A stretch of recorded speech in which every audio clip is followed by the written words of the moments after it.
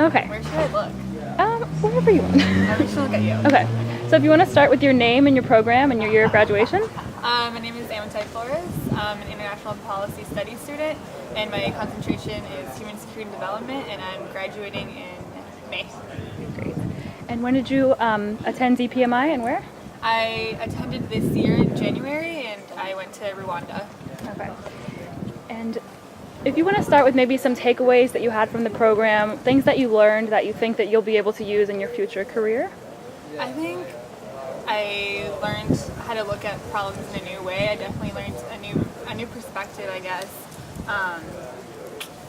This is where we're gonna cut. That's fine. That's fine. I don't know the names. So what was any certain modular aspect or part of the program that you really enjoyed? One of the modules that I really enjoyed was one where we focused on positive deviance and asking appreciative inquiries. It was just a really interesting way of looking at a problem. Instead of focusing on the negative and on the issues at hand, you focus on people who are doing something different. You try to see why they're doing something different and elaborate further and learn from what they're doing to resolve the problem instead of just always focusing on what is going wrong and what people are doing wrong. It was just a fresh breath. Great. It's kind of like air. No, that's great. So it's kind of like you're looking more at the opportunities than the threats of a situation. Yeah, I'm the wrong person to be doing No, this is perfect. This is is great. not perfect. I can't even talk right now. Okay, can I answer that question again? Yeah, but the way Are kind of new about, so log frames and these matrices, these different tools that we learned. I felt like I already knew a little bit of those tools, and DPMI kind of gave a name to something that I was already doing, and and they, helped me further develop those tools. And a lot of what we learned in DPMI, I've seen that I've been able to use with the whole prize, with the social enterprise that we're creating. It's been incredibly useful, and it's given us a new way to look at a problem. And I think that was one of the reasons we were so successful in the whole prize, is we came to this competition with a different perspective, and we were able to look at a problem that everyone had the same problem, and we were able to look at it in such a different way. And a lot of that has to do with our experience in Rwanda, because our project for the whole prize, the social enterprise that we created, was actually inspired by our trip to Rwanda, because we saw what was working in Rwanda, how they utilized community health workers to help implement some of the government policies and to affect change in the healthcare system. And we saw how effective it was with reducing HIV rates and other things, blah, blah, blah. And we decided to apply that model and take it from the Rwandan context and apply it in Mexico, because we saw how effective it was in Rwanda, and we thought that it could also be very effective with a few minor changes in Mexico as well. So that actually inspired our social enterprise, and we've been using all of the tools that we learned at DPMI to develop our idea and our business proposal, and we are looking forward to moving forward with our business plan, and I'm sure we'll be using the tools that we use at DPMI to further our business.